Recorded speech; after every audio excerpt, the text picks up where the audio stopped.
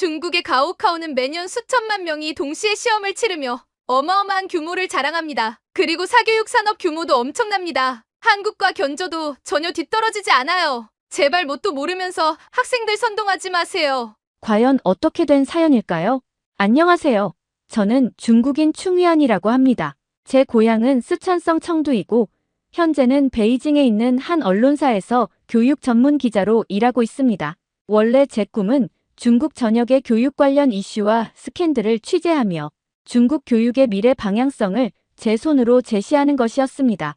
그런데 언젠가부터 한국 교육 이야기가 자꾸 제 귀에 들려오더니 그게 점점 저를 불편하게 만들기 시작했습니다. 요즘 들어 언론 매체들이 한국의 급격한 경제 성장, 높은 교육 수준, 그리고 안전에 대한 이야기를 자꾸만 보도하더군요. 심지어 제가 몸담은 언론사에서도 한국식 교육 시스템을 배우자는 사설이 실리고 심지어는 중국이여 한국의 교육열을 따라잡아야 한다라는 논조의 칼럼까지 올라왔습니다. 정말 열이 받았습니다.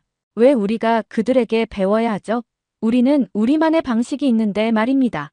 그런데 얼마 전 중국 신문망에서 한국의 교육제도와 치안, 그리고 경제 발전이 이룬 놀라운 기적이라는 기사를 다루면서 한국이 1960년대만 해도 알제리나 가나보다도 경제력이 뒤처졌던 나라라는 사실을 강조하더군요. 그런데 지금은 세계 10위권 경제대국으로 성장했고 그 배경에는 엄청난 교육열과 공동체 의식이 있다는 분석이 붙어 있었습니다. 저는 이 기사를 보고 속에서 울화가 치밀어 올랐습니다. 왜냐하면 기사의 말미에 중국은 이런 한국의 교육 적사회적 시스템을 본받아야만 새로운 도약을 이룰 수 있다라는 문장이 적혀 있었거든요. 그런데 그 기사를 쓴 사람이 바로 제 동료 기자였고 저보다 나이도 어려서 늘 제가 은근히 무시하던 인물이었죠. 이름은 팔러이라고 했습니다. 팔러이는 저를 보며 비웃듯이 말했습니다. 충위안 씨, 실제 데이터를 좀 봐야죠. 한국은 교육열과 GDP 성장을 동시에 이루어낸 대표 사례로 꼽히는데 요즘 해외 논문들도 다들 그 얘기를 하고 있어요. 저도 분통이 터져서 중국 교육이 훨씬 더 크고 발전 가능성도 큰데 왜 하필 한국을 부각시키는 겁니까? 이미 우리의 경제 규모가 한국보다 훨씬 크고 잠재력도 무궁무진합니다. 라고 반박했습니다. 하지만 팔러이는 중국 내부 문제들 때문에 세계가 우리를 좀 부정적으로 보기도 해요.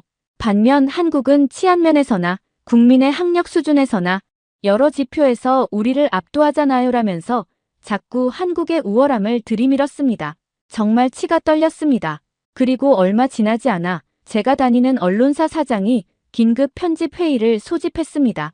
회의 내용은 한마디로 한국의 교육과 치안을 집중 조명하는 기획 시리즈를 준비하라는 것이었고 중국과 비교했을 때 한국에서 무엇이 특별한지도 세세히 밝혀주라는 지시가 내려왔습니다.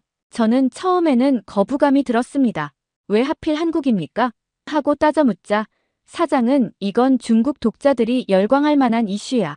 그리고 이미 한국식 교육과 안전에 대한 관심이 고조되고 있잖아. 충위안 씨, 이 기획을 맡아줘요. 마침 한국 전문가인 교수를 초대해 강의를 열 예정이니 그 과정을 취재해서 보도해주면 좋겠어라고 말했습니다. 저는 속으로 울컥했습니다. 제가 한국 전문가도 아니고 굳이 제가 해야 합니까? 라고 쏘아붙였지만 사장은 듣지 않았습니다. 충위안 씨야말로 교육 전문 기자니 객관적으로 취재를 잘할 거라고 믿어. 이제 뒷말 말고 당장 준비해봐요. 그냥 그 자리에서 대들 수도 없었습니다. 그리고 무엇보다도 뭔가 이상하게 자존심이 건드려지는 겁니다. 한국 따위가 왜 세계적으로 인정받고 있지? 어떻게 저렇게 치안을 잘 유지하고 있지? 교육 수준도 왜 그렇게 높다고들 하지? 분명히 허점이 있을 거야. 이런 오기가 발동했습니다. 좋습니다. 제가 그 한국에 대해 제대로 파헤쳐서 그들의 치부를 폭로해 주겠노라고 마음먹었습니다. 며칠 후 제게 주어진 첫 업무는 해외 대학에서 사회학을 가르치고 있는 미국인 교수, 이름은 스콧 브라이스 교수의 공개 강연을 취재하는 것이었습니다. 이 브라이스 교수는 젊었을 때부터 한국 경제와 교육열을 연구해왔다고 했습니다. 사실 이 강연은 이미 중국 누리꾼들 사이에서도 화제가 되어 있었습니다. 한국이 세계 10위권 경제로 발돋움한 과정을 인류 역사에서 볼 수 없었던 기적이라고 칭송했다는 것이죠. 저는 그 영상을 보기 전부터 한껏 날카로워져 있었습니다. 분명히 이 교수가 한국 칭찬을 늘어놓을 텐데 저는 거기서 틈을 찾아낼 생각이었습니다. 드디어 강연 당일 북경대 강당에는 사람이 꽉 들어찼습니다. 저 말고도 여러 언론사의 기자들이 왔고 특히 젊은 대학생들이 다수였습니다. 브라이스 교수가 등장하자 우레와 같은 박수가 터졌습니다. 여러분 반갑습니다. 저는 스콧 브라이스라고 합니다. 오늘 저는 한국의 급격한 경제 성장, 그리고 한국인들이 가진 공동체 의식과 교육열에 대해 말씀드리고자 합니다. 라는 그의 첫 인사가 시작되자 제 속은 이미 부글부글 끓고 있었습니다. 그리고 곧 이어지는 그의 말에 저는 점점 더 격분했습니다. 1965년 한국의 GDP는 약 31억 달러였습니다. 당시 가나나 알제리, 튀니지 같은 나라보다도 경제력이 뒤처졌죠. 그런데 불과 50여 년 만에 한국은 1조 8천억 달러 이상의 GDP를 달성하며 세계 10위권 안에 들어갔습니다. 이는 인류 역사상 유례가 없는 기적이죠. 브라이스 교수의 목소리는 호탕했습니다. 게다가 그는 곧 한국이 지닌 안전성과 교육열 이야기를 시작했습니다. 한국은 정말로 범죄율이 낮고 전 세계적으로도 치안이 매우 안정된 국가입니다. 미국이나 다른 나라에서라면 밤늦게 혼자 돌아다니는 걸 꺼리지만 한국에서는 새벽 23시에 거리를 걸어도 그렇게 크게 불안하지가 않습니다. 길에 물건을 놓고 가도 도난당할 확률이 극히 낮죠. 이런 사회적 신뢰가 두터운 배경에는 가족과 공동체를 중시하는 문화, 그리고 높은 교육 수준이 있습니다. 통계에 따르면 25세부터 34세 사이의 한국인 중 70%가 4년제 대학 학위를 가지고 있습니다. 미국은 약 40% 정도고요. 대체 어떻게 그들은 이런 높은 교육열을 유지할 수 있었을까요? 이 대목에서 저는 속으로 쓴웃음을 지었습니다. 저 교수는 중국의 입시 지옥도 몰라보네. 우리도 충분히 교육열이 높거든. 그리고 브라이스 교수가 말했습니다. 물론 세계 어디든 공부에 열심인 학생들은 있습니다. 그러나 한국은 그 수준이 정말 남다릅니다. 어릴 적부터 사교육기관, 이른바 학원에 다니는 것이 일상이지요. 어떤 아이들은 하루에도 학원을 3군데, 많게는 5군데까지 다닙니다. 그리고 이 모든 교육의 결실이 결국 대학 입시, 이른바 수능 시험에서 결정된다고 해도 과언이 아니죠. 한국에서는 수능날 온 국민이 시험에 집중할 수 있도록 항공기 운항 시간까지 조정됩니다. 강연장을 가득 메운 사람들은 아주 감탄 어린 탄성을 내질렀습니다. 아무래도 중국의 가오카오만큼이나 극심한 시스템이라는 사실에 공감하는 학생들도 있는 듯 보였지만 동시에 한국이 얼마나 대단한가라는 식으로 신기해하는 이들이 더 많았습니다. 저는 뭔가 억울했습니다. 우리 중국도 가오카오 날이면 도시가 일제히 시험 시간에 맞춰 소음을 최소화하려고 애쓰고 또 사교육 시장도 어마어마하게 큰데 왜 유독 한국이 더 크게 부각되는 겁니까? 게다가 치안 문제도 마찬가지입니다. 저는 속으로 우리는 인구가 엄청나게 많으니 상대적으로 범죄가 더 눈에 띌 뿐이지 뭐 대단한 차이가 있겠어? 라고 생각했습니다. 그때 강연이 중반을 넘어가고 있었습니다. 브라이스 교수는 한 장의 사진을 띄웠습니다. 한국의 어느 고등학교 학생들이 강당에 가득 앉아 해외 교수를 초청해서 질문하는 장면이었습니다. 저는 그 학교에서 강연을 했는데 15세, 16세 학생들이 미중 갈등을 비롯해 세계 정세, 심지어 미국 대외 정책에 대한 날카로운 질문을 쏟아내더군요. 전문가로서 대답하기가 쉽지 않을 만큼 깊이가 있었습니다. 이들이 추후 세계 무대에서 어떤 역할을 할지 매우 기대됩니다. 브라이스 교수가 이렇게 말하자 강당 곳곳에서 박수와 환호성이 터졌습니다. 그 순간 저는 왠지 모르게 자존심이 상했습니다. 우리 중국 학생들도 엄청난 경쟁과 사교육을 통해 만만치 않은 학업 성취도를 이루고 있는데 왜 한국의 교육열만이 이렇게 찬양받는 걸까요? 저는 기자로서 현장에서 느낀 바를 취재하여 좀 더 객관적으로 쓰려 했으나 내심 어떻게든 한국을 깎아내리고 우리 중국 교육의 장점을 부각할 만한 포인트가 없을까라는 생각을 하고 있었습니다. 그래서 강연이 끝난 뒤 질의응답 시간에 제가 손을 번쩍 들었습니다. 교수님, 지금 한국을 아주 이상화하시는데 사실 중국도 교육열 하나만큼은 세계 최고 수준입니다. 가오카오의 치열함과 엄청난 사교육 시장, 이로 인한 우수한 인재 배출 등 여러 지표가 있는데 왜 한국만을 높이 평가하시는지 궁금합니다. 저는 목소리를 한껏 높였습니다. 그러자 브라이스 교수가 제 쪽을 빤히 쳐다보더니 상냥하게 대답했습니다. 물론 중국 학생들의 교육열도 엄청나지요. 저도 가오카오 이야기를 연구 논문으로 읽은 적이 있고 실제로 중국인 학생들을 가르쳐 본 경험도 있습니다. 하지만 제가 주목한 것은 한국 교육이 만들어내는 사회적 분위기입니다. 치열한 경쟁뿐만 아니라 사회가 전체적으로 교육을 위한 환경을 조성해주는 점, 그리고 대입 시험 당일에는 온 국민이 한마음으로 지원한다는 점 등이죠. 또 한국의 치안과 결합된 환경은 학생들이 밤늦게까지 학원을 다니고 스터디 카페에서 공부할 수 있게 해주고요. 이런 종합적 요인들이 한국을 특별하게 만든다고 생각합니다. 제 속에서 뜨거운 화가 치밀었습니다. 그 정도는 우리도 가지고 있습니다. 라고 외치고 싶었지만 주변 시선이 부담스러워서 일단 입을 다물었습니다.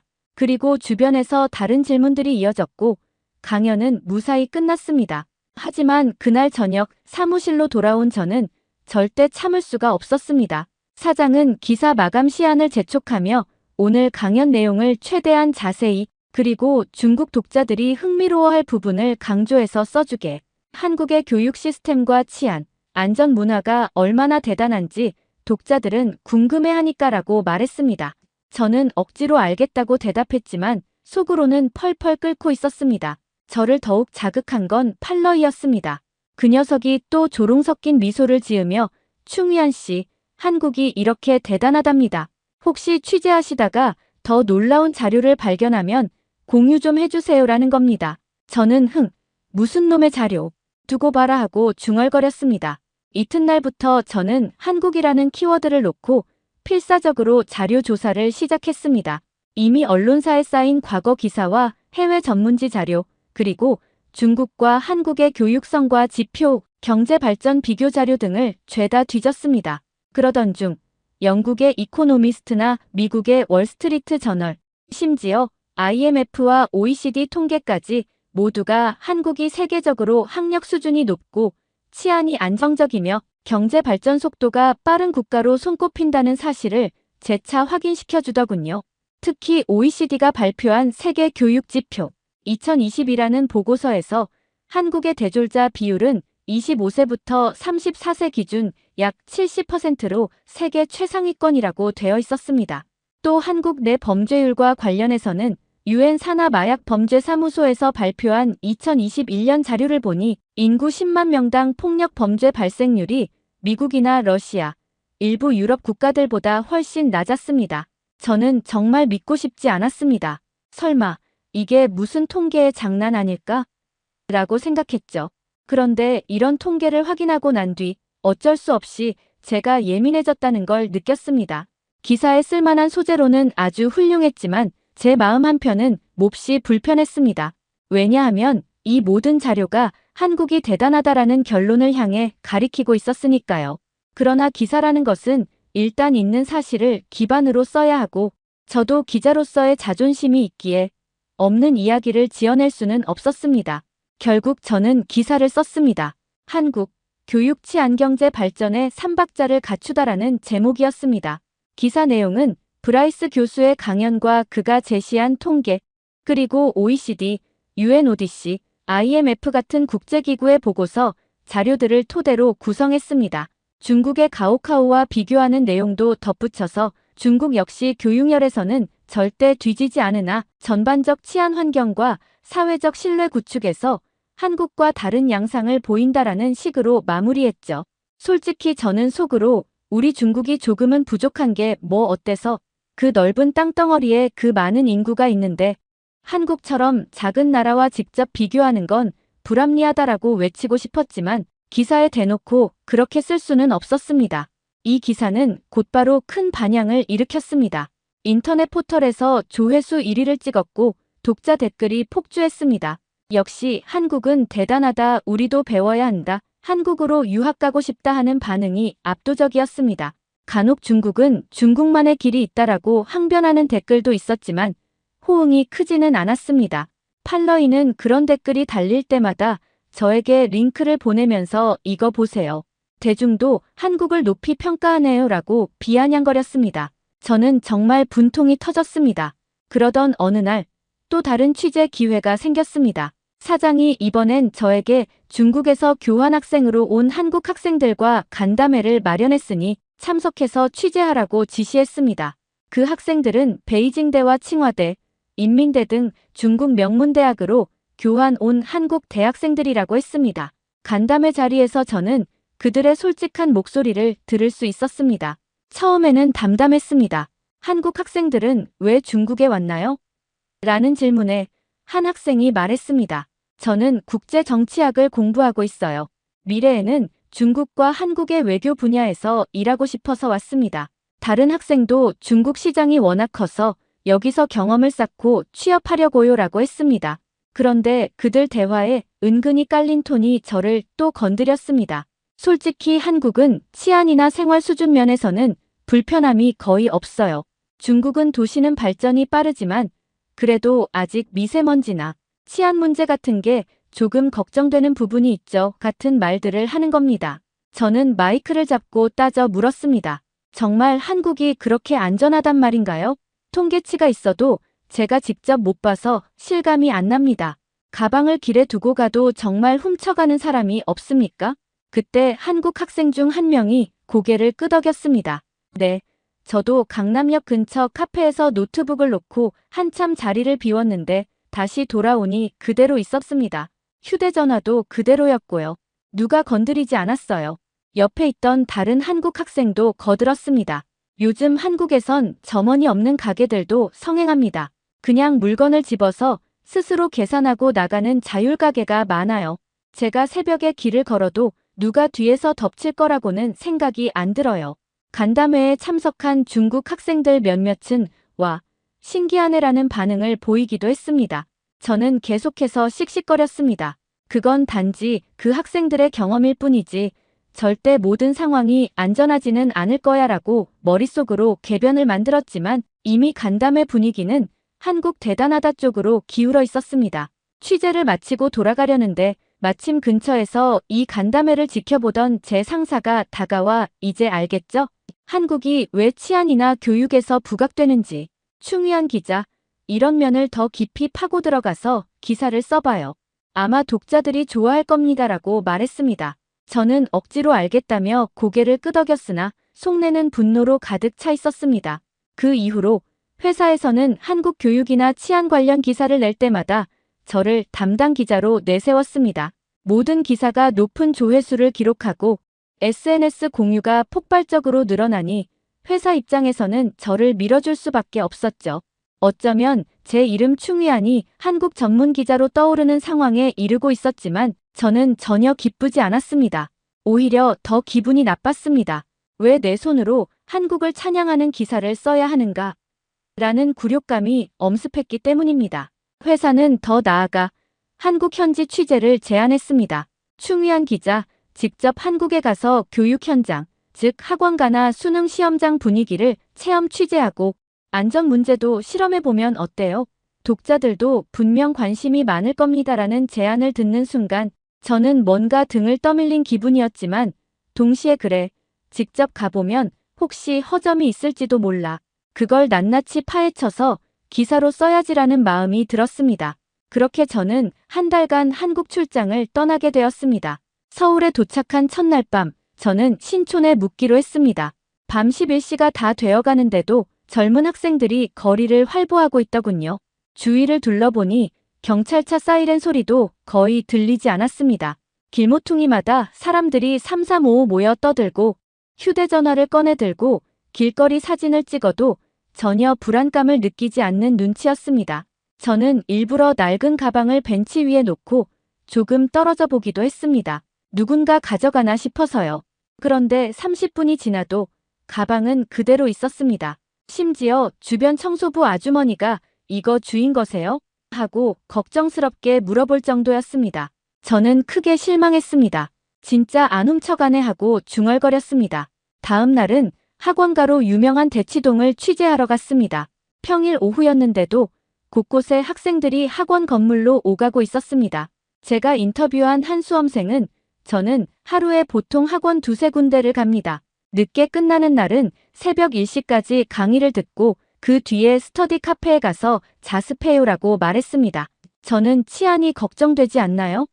라고 물었지만 그 학생은 아니요, 전혀요. 길거리에 CCTV도 많고 사람들이 많아서 위험한 경우를 거의 못 봤어요 라고 대답했습니다.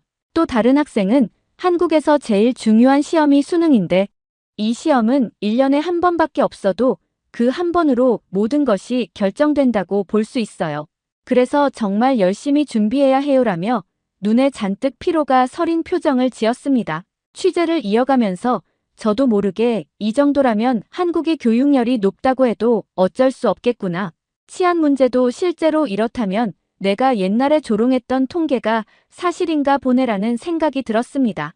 물론 제 마음은 여전히 한국을 인정하고 싶지 않았지만 현실로 마주하는 광경들이 모두 그들이 자랑스럽게 내세울 만한 것들이었습니다. 결정적으로 수능 당일 날의 취재가 저를 끝장까지 몰고 갔습니다. 한국은 수능 시험을 치르는 날 아침, 관공서와 기업들이 출근 시간을 늦춰서 학생들이 교통 정체 없이 시험장에 도착하게 돕고 시험 중엔 비행기 이착륙 시간을 조정하여 소음을 최소화하더군요. 저는 TV 생중계를 보며 목이 멎는 기분이었습니다. 지하철역 입구에는 후배들이 파이팅을 외치며 응원하고 심지어 어떤 지역에서는 경찰차와 오토바이 부대가 시험장을 향해 늦게 출발하는 수험생들을 태워다 주기까지 했습니다. 이 장관을 카메라에 담으면서 제 마음 한구석이 쓰라렸습니다. 왜 우리도 이런 열정과 배려를 국가 전반에서 실현하지 못했을까? 라는 쓸데없는 생각이 올라왔기 때문입니다. 그리고 밤이 되자 한 언론사 기자 모임에서 한국 기자들을 만날 기회가 있었습니다. 그들은 제게 중국에서도 가오카오가 매우 치열하다고 들었습니다.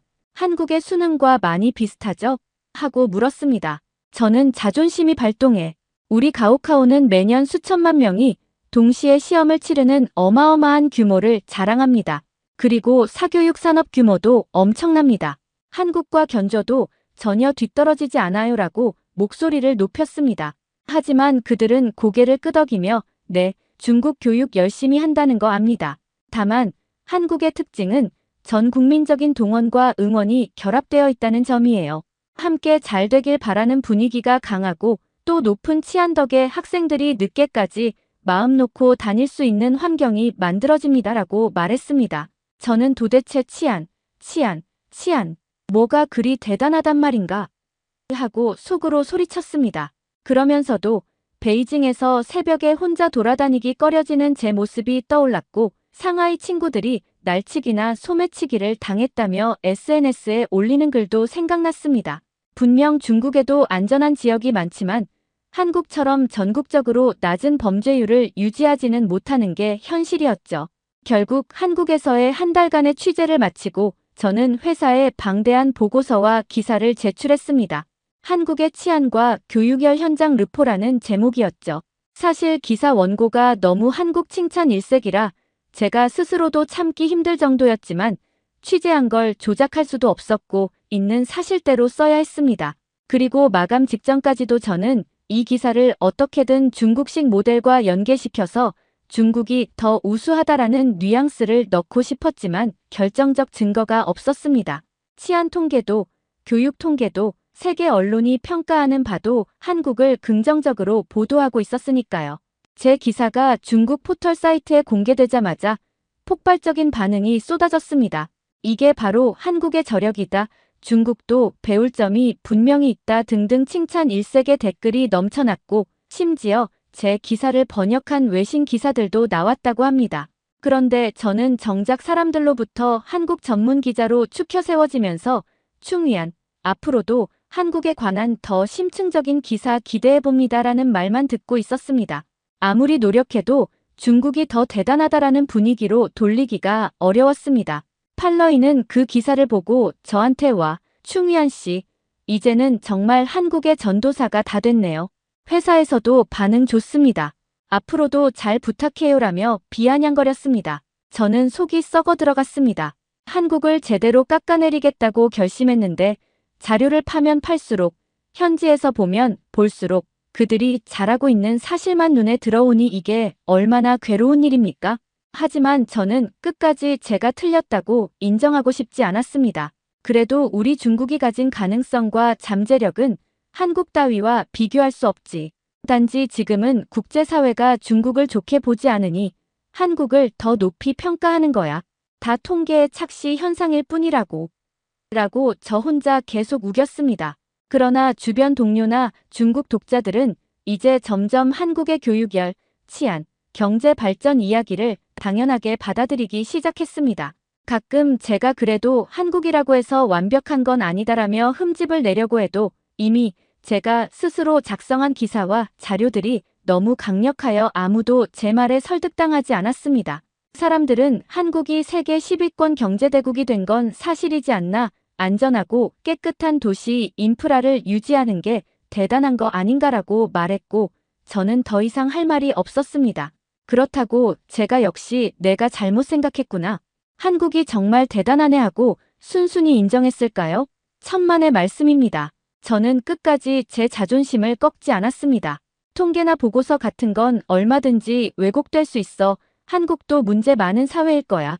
사람들이 너무 경쟁에 치여서 우울증도 많다던데 범죄도 분명히 여기저기 발생하고 있을 거야 하면서 제가 취재한 대치동 사교육 현장이나 밤늦게 학원가를 오가는 학생들의 모습을 떠올리며 저들은 어떻게 저리 참아내는 걸까?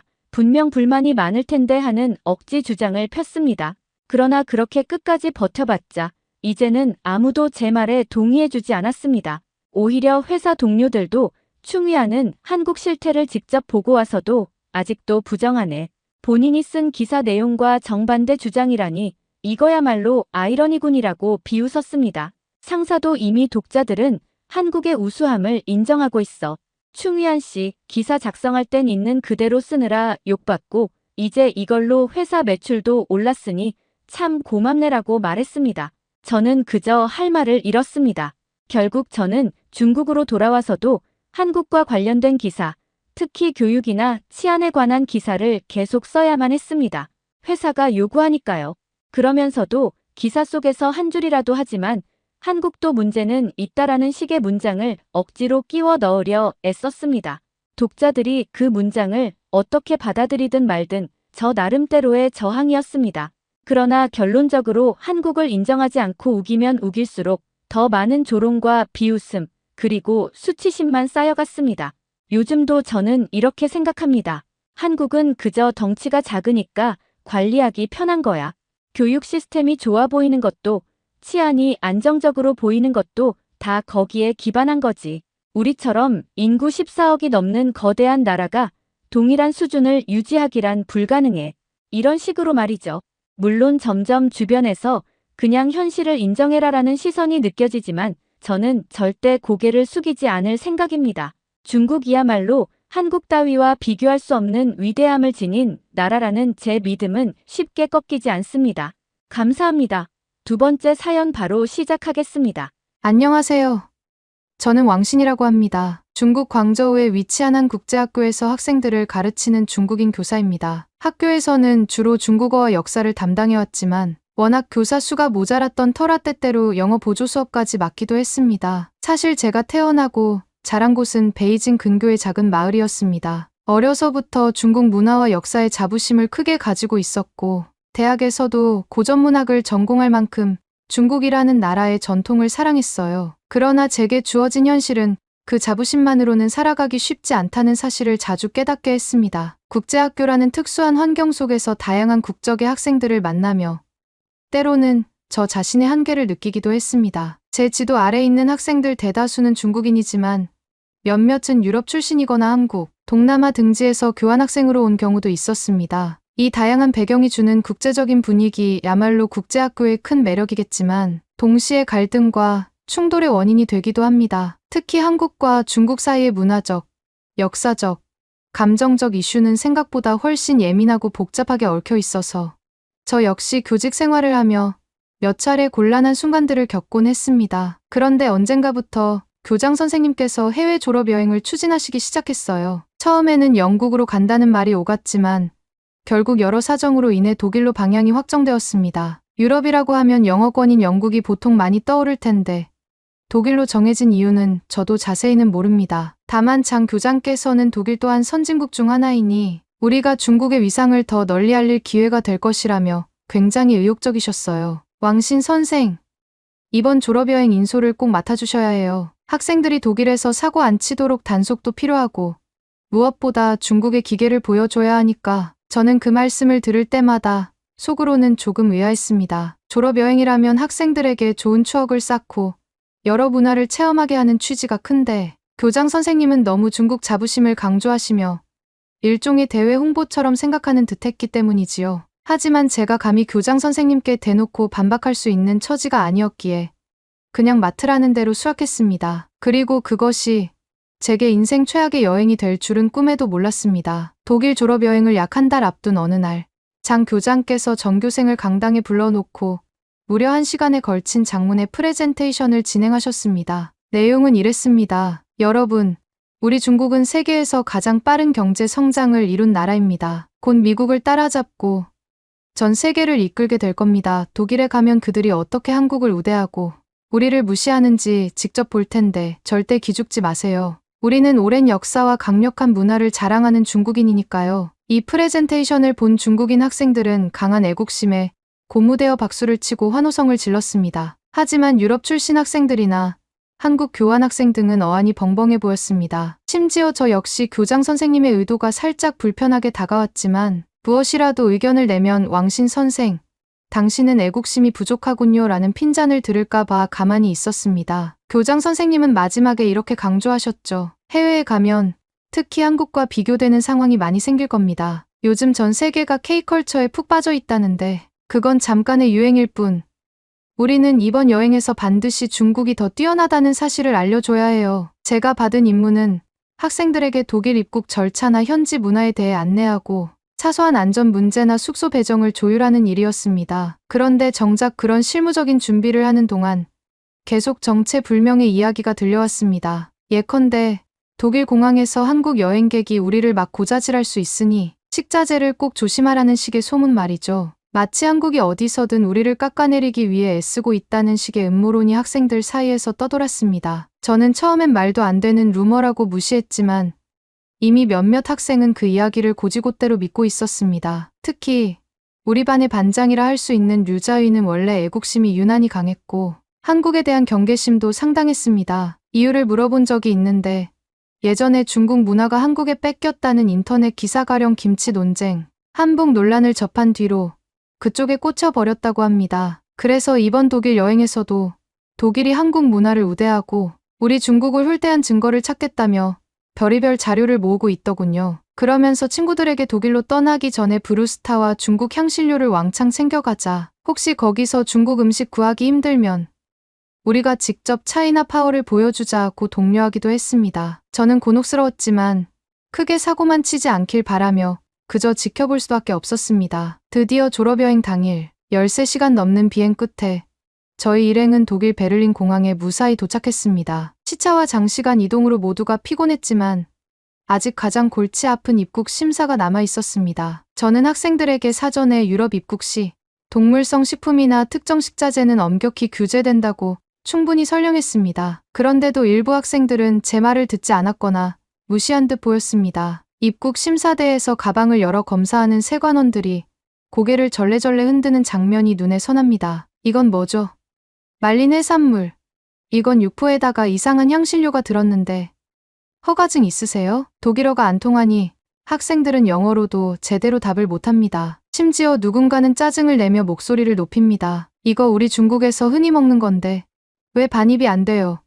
혹시 한국이 우리 가방을 일찍 체크해서 독일 세관에게 신고한 거 아니에요? 제가 상황을 수습하려 통역해주며 진정시키려 해도 이미 감정이 상한 학생들은 고압적인 자세를 취합니다. 결국 한 학생이 짐을 바닥에 세게 내팽개쳐서 공항보안 요원이 곤봉을 들고 달려오는 소동까지 벌어졌습니다. 그렇게 3시간 가까이 입국장에 발이 묶였습니다. 이미 이때부터 저는 이 여행은 뭔가 심상치 않다는 강렬한 예감을 느꼈습니다. 그 와중에 같은 시각, 입국 심사대를 통과하고 있던 한국인 단체 관광객이 있었습니다. 사실 그분들은 우리 일행과 일절 교류가 없었고, 제가 보기엔 서로 관심도 없어 보였습니다. 그런데도 류자위 무리는 저 한국 관광객들이 몰래 우리를 독일 세관에 찌른 것 같다며 근거 없는 주장을 펼쳤습니다. 분명 우리를 견제하고 있어요. 한국인들이 유럽에서 우리보다 먼저 자리 잡으려고 말이죠. 아니면 한국 가이드가 독일 세관에 팁이라도 건넸나? 저는 터무니없는 소리에 한숨이 나왔지만 이미 일부 학생들의 머릿속엔 한국이란 존재가 우리를 방해한다는 피해의식이 단단히 자리 잡고 있었습니다. 이걸 어떻게 달래야 할지 감이 전혀 잡히지 않았습니다. 가까스로 공항을 벗어나 예정보다 2시간 이상 늦게 베를린 시내의 호텔에 도착했습니다. 원래는 그날 오후에 브란덴부르크 문 등 유명 명소를 둘러볼 계획이었지만 공항에서 시간을 다 소모해버려 일정이 취소되고 말았습니다. 호텔 프런트 데스크에서 단체 체크인을 하는데 몇몇 학생들이 고성을 지르기 시작했습니다. 왜 방 배정을 이런 식으로 해요? 뷰가 좋은 방은 없어요.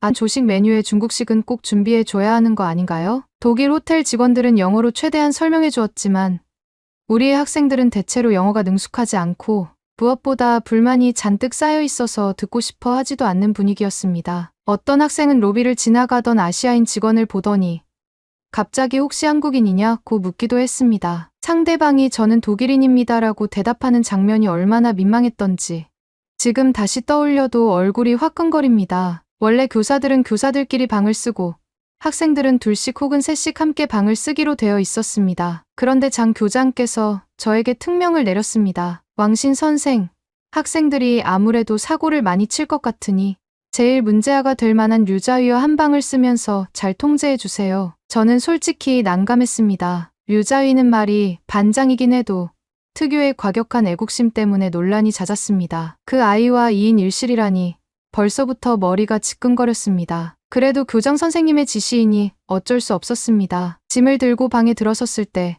류자위는 이미 거칠게 캐리어를 열어젖히며 왜 호텔 방이 이렇게 중국식 냄새가 안 나는지 모르겠다는 둥 말도 안 되는 트집을 잡고 있었습니다. 피곤하니 일단 씻고 쉬고 싶었는데 설상가상으로 화장실에서 정말 황당한 일이 벌어졌습니다. 르자이가 샤워를 마치고 나와서는 변기물을 내리지 않은 거예요. 처음엔 깜빡했겠지 생각하며 그냥 넘겼습니다. 그런데 두 번째로 들어갔을 때도 똑같았습니다. 저는 조심스럽게 이야기를 꺼냈죠. 자위야, 여기 호텔이니까 청결 신경 쓰자. 변기물은 당연히 내려야 해. 그랬더니 돌아온 대답이 저는 피곤해서 신경 쓸 겨를이 없었어요. 왕 선생, 중국도 아닌데 왜 이렇게 잔소리하세요? 그 태도에 더 이상 방에서 같이 지내기조차 힘들었습니다. 저는 결국 로비에 내려가서 프런트 데스크에 별도 빈 방이 있는지 물어보았고 추가 요금을 부담한 뒤에야 가까스로 다른 방으로 옮길 수 있었습니다. 학생을 챙겨야 하는 건 맞지만 저도 사람이기에 밤새 이런 문제로 스트레스를 받고 싶진 않았습니다. 다음 날 아침이 밝았습니다. 원래라면 전날 이미 시내 투어를 끝냈어야 했는데 어쩔 수 없이 이날 일정을 압축해서 진행하기로 했습니다. 베를린의 브란덴부르크 문, 베를린 장벽 기념공원, 그리고 유명 쇼핑가 등을 둘러보며 학생들이 독일의 역사와 문화를 체험하도록 돕는 것이 제 임무였지요. 그런데 막상 시내에 나가보니 K-팝이나 K-드라마 OST가 여기저기서 들려왔습니다. 길거리에서 한국 음악을 틀어놓고 춤을 추는 유럽 청년들도 심심찮게 보였습니다. 저는 내심 정말 요즘 한류가 대단하긴 하구나라고 생각했지만 문제는 우리 학생들, 특히 류자위 무리가 이 광경을 보는 순간 인상을 잔뜩 찌푸렸다는 겁니다. 여기가 독일 맞아요? 왜 이렇게 한국 노래만 들려요? 독일 사람들이 한국의 뇌물이라도 받았나? 심지어 다른 유럽인들이 한국 음악을 즐기고 K-푸드를 시도해보는 걸 보면서도 그들은 온갖 음모론을 의심했습니다. 이거 다 한국 정부가 돈 풀어서 만든 거야. 원래 유럽이 우리 중국 문화를 더 존중해야 하는데 한국이 선수를 쳤네. 저는 저건 그저 개별적인 취향이거나 한국 문화가 요즘 인기가 있으니 나온 자연스러운 현상일 뿐이라고 설명했지만 이미 선입견이 생긴 학생들에겐 소용이 없었습니다. 오히려 왕신 선생, 왜 그렇게 한국 편을 들어요? 중국인으로서 자존심도 없어요? 라며 저를 의심하기까지 했습니다. 더욱 황당했던 건 길거리를 지나가다가 만난 한국 음식점 간판을 보고 학생들이 벌인 수동이었습니다. 독일에는 다양한 아시아 음식점이 있으니 한국어 간판도 흔히 볼 수 있거든요. 그런데 류자위가 그 간판이 중국 식당 간판보다 더 세련되고 눈에 잘 띈다고 불만을 터뜨렸습니다. 왜 중국 식당 간판은 저리 초라하고 한국 식당 간판만 번쩍이죠? 독일이 한국 식당에만 특혜를 주는 것 아닐까요? 심지어 옆에 있던 중국인 식당 주인에게 여기선 한국 쪽이 로비를 많이 해서 간판 허가를 쉽게 받는 거 아니냐고 시비를 거는 모습을 보고 저는 진심으로 창피했습니다. 식당 주인은 황당해하며 그런 거 전혀 없다. 단지 우리는 오래된 가게라 간판이 낡은 것뿐이라고 답했지만 류자위 일당은 믿지 않았습니다. 시내 투어를 마치고 점심 식사를 하러 대형 푸드코트에 들렀습니다. 우연히도 그곳에는 한국인 교환학생 몇 명이 모여 있었습니다. 그들은 베를린 대학 등지에서 공부하는 대학생으로 보였고 딱히 우리 일행에 관심을 보이지 않았습니다. 하지만 류자위 무리가 먼저 다가가 한국 학생들에게 말을 걸더군요. 너희들 한국에서 왔어요? 여기서 뭐해요?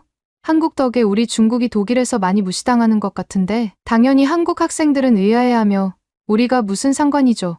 라고 반문했지요. 그러자 류자위는 힐난조로 독일 길거리에서 K-팝만 나오고 K-드라마 포스터만 붙었더라. 도대체 독일에선 왜 한국한테만 혜택을 주는 거죠? 분명 너희가 로비했을 거야. 정말 코미디 같은 대화였습니다. 저는 황급히 달려가서 한국 학생들에게 사과하고 우리 학생들을 끌어냈습니다. 한국 학생들 역시 황당해하며 우린 그저 교환학생일 뿐 무슨 로비 같은 걸 하겠느냐고 반박했지만 이미 류자위 무리는 제 말을 들으려 하지 않았습니다. 저는 땀을 뻘뻘 흘리며 중재에 나섰지만 이 시점에서 이미 돌이킬 수 없는 극한의 피로감을 느꼈습니다. 도대체 왜 이렇게 한국에 대한 피해의식이 심한 거지?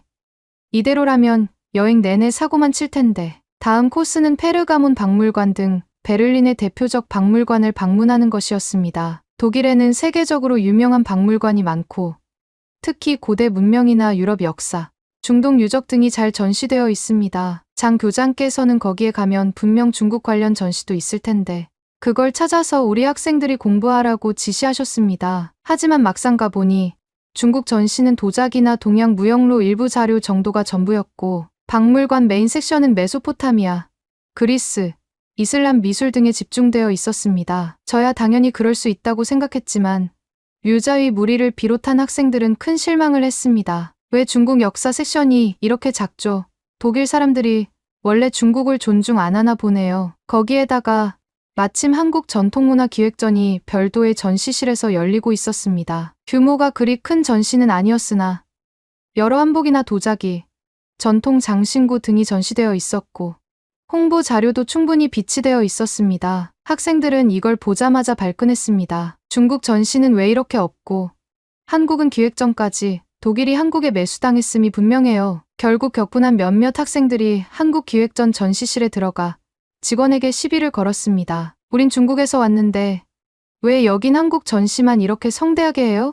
이러면 중국인이 기분 나쁘잖아요. 직원은 영어와 독일어로 이건 특정 기간 동안 열리는 특별 기획전이고 중국 관련 전시도 기회가 되면 할 수 있다고 설명했지만 학생들은 전혀 수긍하지 않았습니다. 더군다나 주위 관람객들이 이런 소동을 지켜보며 웅성거리자 분위기는 순식간에 험악해졌습니다. 제가 최대한 달래보려 했지만 학생들은 계속 한국 때문에 우리가 무시당한다는 말을 반복했습니다. 결국 박물관 보안 요원이 출동하여 단체 퇴장을 요구했습니다. 이곳은 다른 관람객들도 함께 이용하는 공공장소이니 소음과 언쟁을 그만두시고 나가주세요. 저는 한껏 머리를 숙이며 사과했지만 이미 몇몇 학생들은 눈에 불을 켜고 우릴 차별한다고 외쳤습니다. 왜 한국 전시는 계속하면서 우린 쫓아내냐 하는 주장도 나왔습니다. 그러나 시종일관 잘못은 우리에게 있었고 박물관 측 입장에선 도저히 참아줄 수 없는 난동이었지요. 그날 오후에는 베를린 근교의 오래된 성당과 유적지를 방문할 예정이었습니다. 사실 아이들에게 유럽의 고풍스러운 건축 양식이나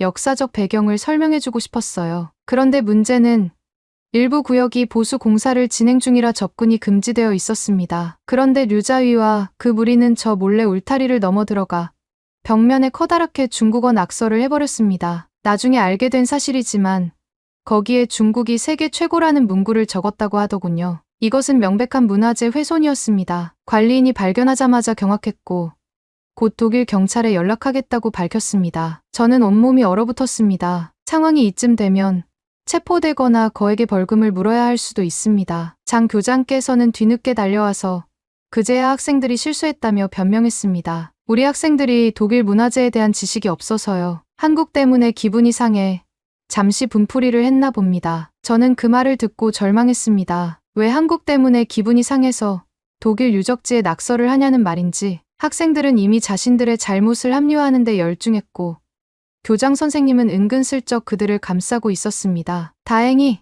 독일 관리 측이 저희가 미성년자들을 동반한 교육단체라는 점을 고려해 현장에서 체포까지는 하지 않았습니다. 그러나 엄중 경고와 함께 상당한 벌금을 부과할 수 있다고 통보받았습니다. 이것만 해도 저는 간담이 서늘해져 눈앞이 아찔해졌습니다. 다음 날은 반나절 자유시간이 주어졌습니다. 보통 졸업여행이면 아이들이 시내를 자유롭게 돌아다니며 기념품 샵도 가고 카페에서 휴식을 취하고 싶어 하잖아요.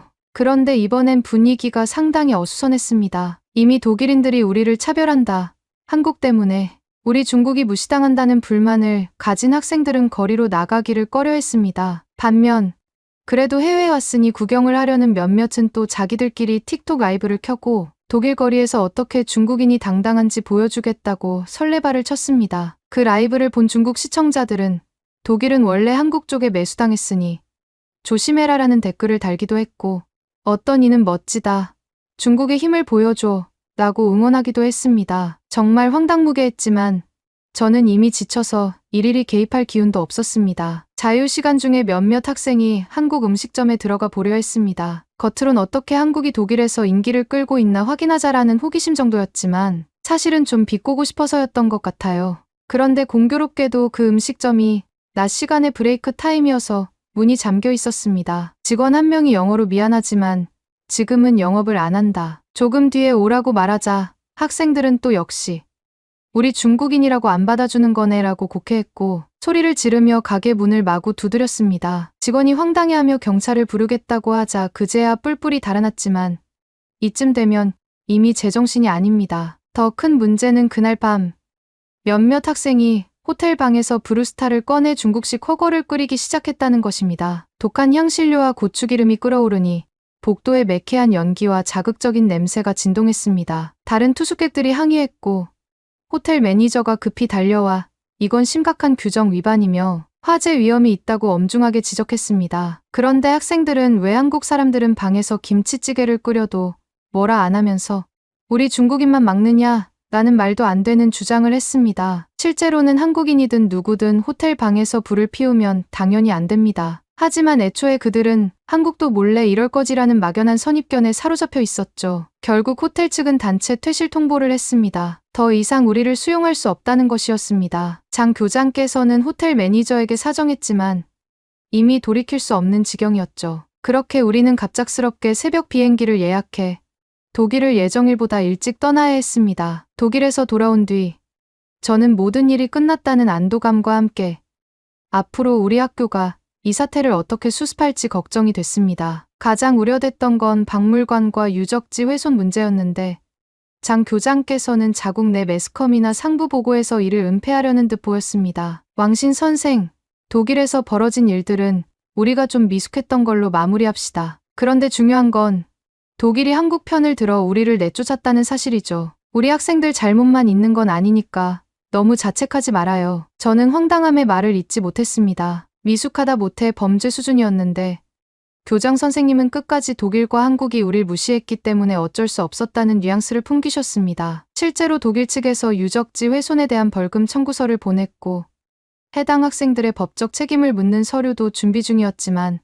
교장은 어떻게든 외교부를 통해 해결하겠다며 대수롭지 않게 넘기려 했습니다. 한편 학교 내 한국 문화 동아리 K-드라마를 좋아하는 학생들이 모임가 있었습니다. 원래 소수였지만 나름 열성적인 친구들이었는데 이번 독일 사태 이후로 분위기가 급변했습니다. 류자위 일당은 한국 문화를 좋아하는 건 매국 행위라며 그 동아리를 노골적으로 비난하기 시작했습니다. 교장 선생님도 동조하는 태도를 보이면서 결국 그 동아리는 폐지되고 말았습니다. 한국 때문에 우리가 독일에서 피해를 본 마당에 어딜 감히 한국 문화를 공부하냐는 시기였지요. 그 와중에 몇몇 학생들은 우리는 정말로 K-팝이 좋아서 그냥 즐기는 거였는데라며 고민 끝에 전학을 가거나 해외로 떠나버리기도 했습니다. 저는 그 모습이 너무 안타까웠지만 이미 학교 내 기류가 더 보수적이고 과격해져서 제 힘으로 어쩔 수 없었습니다. 시간이 지나면서 교내에서 독일 졸업여행 이야기는 이상할 정도로 영웅담 비슷하게 포장되어 전해졌습니다. 마치 우리가 독일에 가서 중국의 기계를 보여주었는데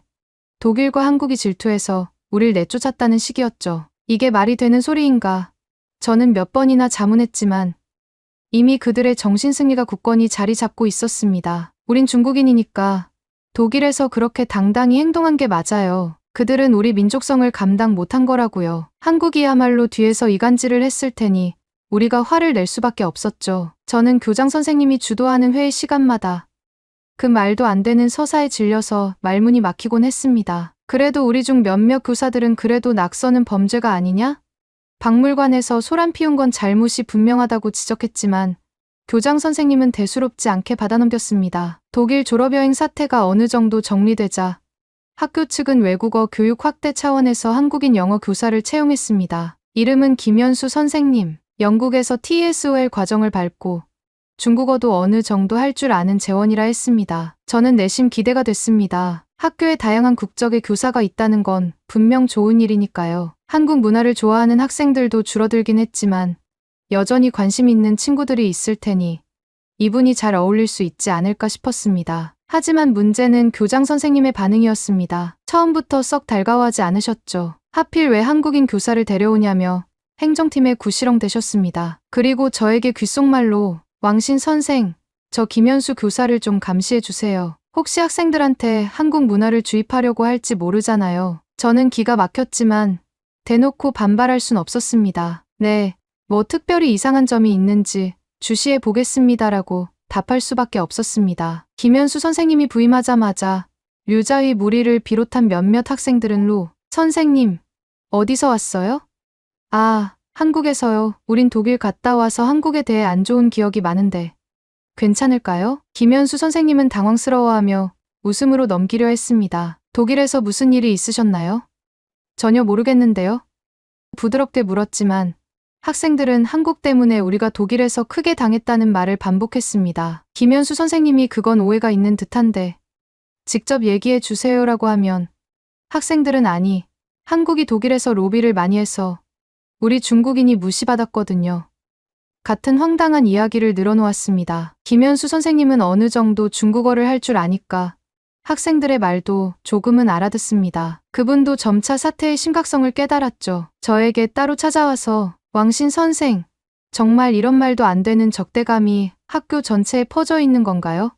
전 그저 영어를 가르치러 온 사람이에요. 저는 씁쓸하게 고개를 끄덕였습니다. 독일 졸업여행 이후 학교 분위기가 완전히 바뀌어서 저도 당혹스럽습니다라고 말씀드렸죠. 김현수 선생님이 오기 전부터 있던 한국어 동아리가 있었습니다. 그 동아리는 사실상 유명무실해진 상태였지만 그래도 열성적인 학생 몇 명이 남아 있었습니다. 김현수 선생님이 담당을 맡으면 부활할 수도 있다고 봤는데 장 교장님이 완강히 반대했습니다. 지금 우리 학교 분위기가 어떤 줄 알고 한국어 동아리를 강화하려 하세요? 한국 때문에 우리가 독일에서 얼마나 수모를 당했는데 또 한국어라니요. 결국 이사회나 행정팀과 논의 끝에 교장 선생님은 한국어 동아리를 공식 폐지해버렸습니다. 김현수 선생님도 저는 다양성을 위해서라면 힘써 보겠다고 했지만 통하지 않았습니다. 그리고 폐지된 뒤에는 한국 문화를 좋아하던 학생들이 더욱 설 자리를 잃었고 몇몇은 자퇴하거나 해외로 옮기기도 했습니다. 제게는 그게 커다란 충격이었습니다. 애당초 국제학교라는 곳이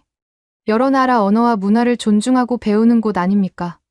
그런데 이렇게 편협한 모습으로 치닫다니 그 누구도 합리적으로 제동을 걸지 못하는 환경이 너무나도 안타까웠습니다. 독일 졸업여행 이후 저는 깊은 회의감에 사로잡혔습니다. 해외로 나가면 자기 문화를 알리는 것도 중요하지만 남의 문화를 존중하고 배우는 태도가 더 먼저가 아닐까요? 그런데 우리의 여행은 처음부터 끝까지 우리 중국이 최고다라는 공세와 한국 때문에 우리가 무시당했다는 피해의식으로 얼룩진 채 마무리되었습니다. 감사합니다.